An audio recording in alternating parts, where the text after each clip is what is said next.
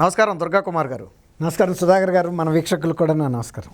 తాజాగా ఎన్నికల సంఘానికి సంబంధించిన బృందం అయితే మన ఏపీలో పర్యటించింది. దాంతో పెట్టిన మీటింగ్లో కలెక్టర్లు ఎస్పీలను అయితే చాలా ఘాటుగా హెచ్చరించినట్టుగా మనకు వార్తలు అయితే వచ్చాయి.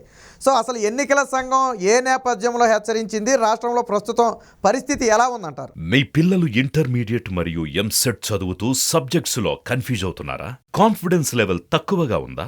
రిపీటెడ్ మిస్టేక్స్ చేస్తున్నారా? అయితే మీకోసమే ఉంది Rise app. 1 lakh question bank, performance analysis, online classes by experts, ఇంకా మరెన్నో ఫీచర్స్ తో మీ ముందుకొచ్చింది రైజ్ ద పర్ఫెక్ట్ గైడ్.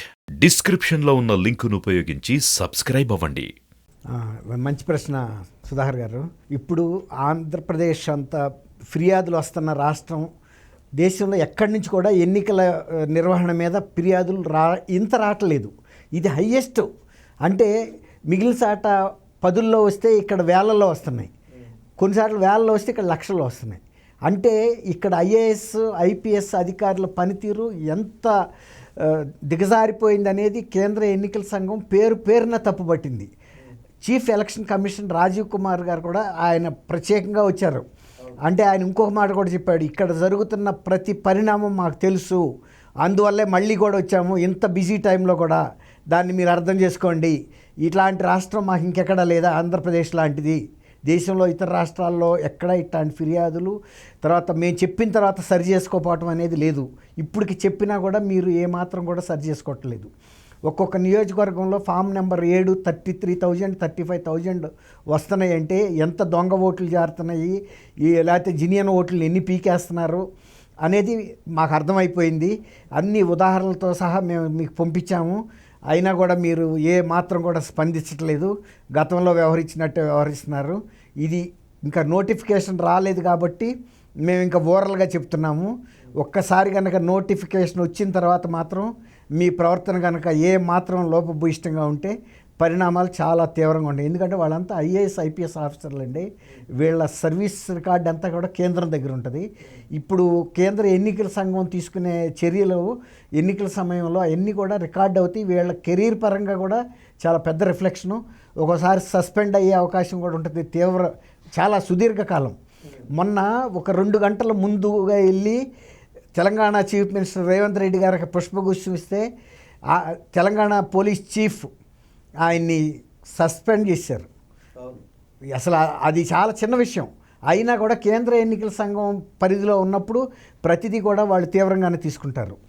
అయితే ఇంకొక విషయం కూడా చెప్పారు వాళ్ళు, మీరు గనక ఒకవేళ ఇదే తీరుగా గనక రాజకీయ నాయకులకు ఒత్తాసు పలక తప్పదు, మేము ఇంతకన్నా ఎదిరించి మా డ్యూటీలు మేము నిర్వర్తించలేము అనే గనక నమ్మకం మీకుంటే, భయం మీకుంటే ఇప్పుడే మీ పదవుల నుంచి వైదొలగండి.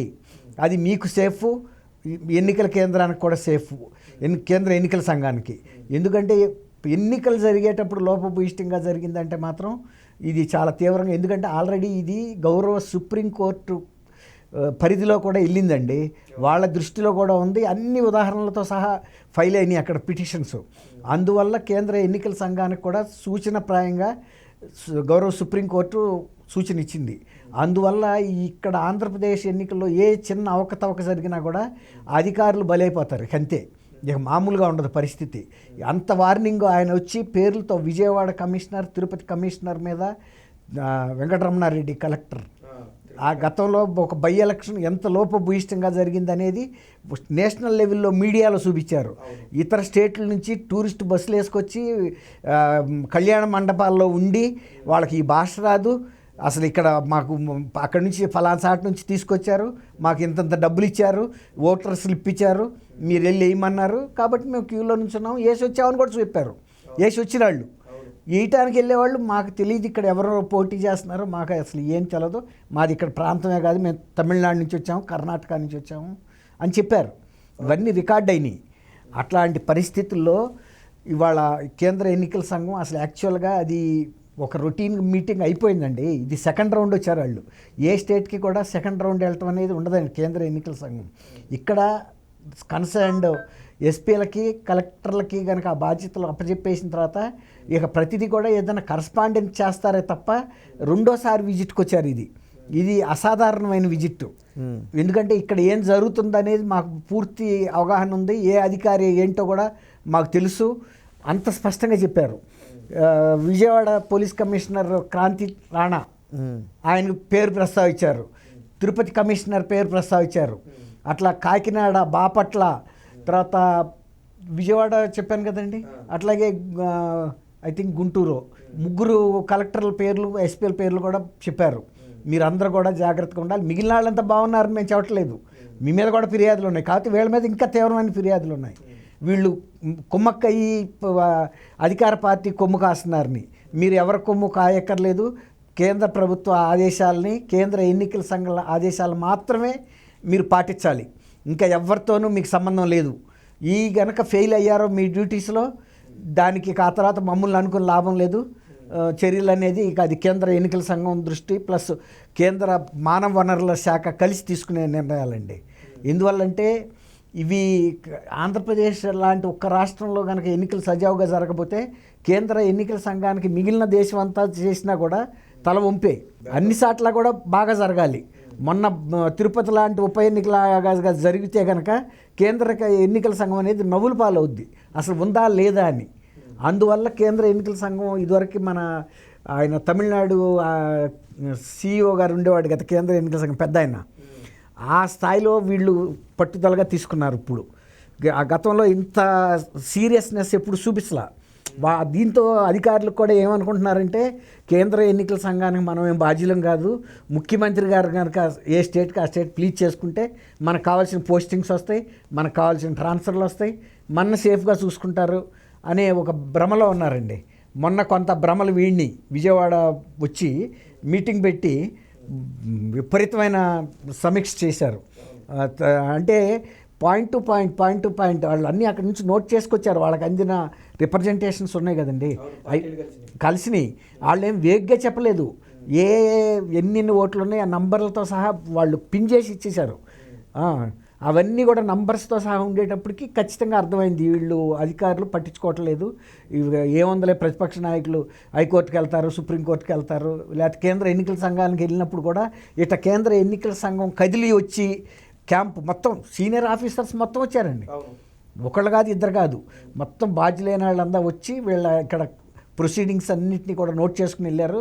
తర్వాత వాటిని పర్సూ చేస్తారు వీళ్ళు ఎన్ని రెక్టిఫై చేశారా లేదా అనేది. రేపు ఫైనల్ ఓటర్స్ లిస్ట్ వచ్చే టైంకి చేయాలి. ఇక రాజకీయ పలుకుబళ్ళు, ఒత్తిళ్ళు, బెదిరింపులు ఈ గనక ఉంటే కనుక వాళ్ళు ఇవ్వాలే కనుక లాంగ్ లీవ్ పెట్టి సెలవు తీసుకోమని చెప్పేశారు. అలాగే బాబు గారు, పవన్ కళ్యాణ్ కూడా ఈ మీటింగ్కి ముందెళ్ళి మొత్తం డీటెయిల్స్ అన్నీ కూడా ఇచ్చి కొంచెం గట్టిగానే చెప్పినట్టున్నారు. ప్రజాస్వామ్యం అపహాస్యం అయిపోతుంది కాబట్టి మీరు కఠిన చర్యలు తీసుకోకపోతే ప్రజలకు నమ్మకం పోద్దని చెప్పి కొద్దిగా చెప్పారు. ఆశాంతం ఎన్నికల కమిషన్ పూర్తి టైం కేటాయించి వాళ్ళు చెప్పిన మొత్తం కూడా విన్నట్టుగా ఉన్నారు నిన్న. ఇప్పుడు ఎట్లా ఉంటుందంటే చంద్రబాబు నాయుడు గారు అనే వ్యక్తి వాళ్ళకి తెలియని వ్యక్తి కాదండి.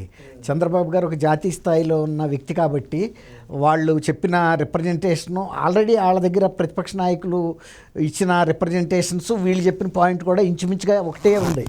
దానివల్ల ఏం చేస్తున్నారంటే వాళ్ళు ఈ లేటెస్ట్ ఇష్యూస్ని కూడా వాళ్ళ రికార్డులో పెట్టుకున్నారు. వీళ్ళు కలిసినప్పుడు కొంత వాళ్ళతో కూడా చెప్పారంట, ఏమని గతంలో జరిగినాయని మా దృష్టికి కూడా వచ్చినాయి అంటే మేమేం కాదంటలేదు, మీ ఒపీనియన్తో డిఫర్ అవ్వట్లేదు, ఇక్కడ మేము ఆశించిన స్థాయిలో పని జరగట్లేదు, ప్రభుత్వ ప్రమేయం పెరిగిపోయింది, అధికారులు భయపడుతున్నారు, మేము వాళ్ళకి కావాల్సిన ధైర్యం కూడా మేము వాళ్ళకి చెప్తాం. ఒకవేళ కనుక ధైర్యం చేయలేని అధికారులు ఎవరైనా ఉంటే కనుక మేమే వాళ్ళకి చెప్పి బయటికి పంపించే ఏర్పాటు చేస్తాం. ఫెసిలిటేషను అంటే ముందే చెప్తున్నారు, జస్టిస్ని ఇచ్చారు పీరియడ్. ఎవరికన్నా కనుక అట్లాంటి ఇంకా ప్రభుత్వంతో మొహమాటాలు ఉన్నాయనుకోండి, ఏమైనా సుట్రికాలు కానీ ఏమన్నా ఉన్నాయనుకోండి, మేము కదా ఇక్కడికి తీసుకొచ్చింది, ఇలాంటివన్నీ పెడుతున్నారు ఫిట్టింగ్లు. అట్లాంటి వాళ్ళని మీరు వెళ్ళిపోతే మీ కెరీర్కి సేఫ్, మీ కుటుంబాలకు సేఫ్. ఎందుకు మమ్మల్ని ఇబ్బంది పెట్టి మీరు ఇబ్బంది పడేది, ఇంకా టైం ఉంది నోటిఫికేషన్కి, అది మీరు తెలిసేసుకోమని కూడా చెప్పారు. అది అందులో నిర్మోహాటంగా చెప్పారు. ఇట్లా ఇంత నిర్మోహాటమైన సమీక్ష నేను అనుకోవటం దేశంలో ఏ రాష్ట్రంలో కూడా అవసరం పడిలా వీళ్ళకి. అంటే ఒక రకంగా అధికారులకు కూడా ఇది తలవంపులాగా భావించాలా. ఖచ్చితంగా అండి. తలవంపులు ఏంటండి, ఒక మనిషి ఒక ఐఏఎస్ ఆఫీసరు ఐపీఎస్ ఆఫీసర్ని ఆ మీటింగుల్లో నేమ్ చేశారంటే, శాసనసభలో కనుక ఎవరైనా అరాచకంగా ప్రవర్తిస్తే కనుక స్పీకర్ శాసనసభ్యుడి పేరు చెప్తాడు చూసారా, నువ్వు అసభ్యంగా అరాచకం చేస్తావని, అది అంతకన్నా అవమానకరం. ఎందుకంటే ఎమ్మెల్యే ఐపీఎస్ ఐఏఎస్లు అనేవాళ్ళు చాలా ఉన్నత వ్యక్తిత్వం కలిగిన ఎఫిషియెంట్ ఆఫీసర్స్ వాళ్ళు. మీరు మీ వ్యక్తిత్వానికి తగ్గట్టు ప్రవర్తించట్లేదు, ఎవరికో వాళ్ళని ఏమంటారండి బాజ్యాలుగా, అంటే దానికన్నా కూడా ఇంకా చిన్న వర్డ్ ఉంటుంది, మీరు కుమ్మక్కయ్యి వాళ్ళకి టూల్స్ లాగా ప్రవర్తిస్తున్నారన్న మాటే కదండి అది. అది తలవంపులే, మీరు అన్నట్టు ఖచ్చితంగా తలవంపులే.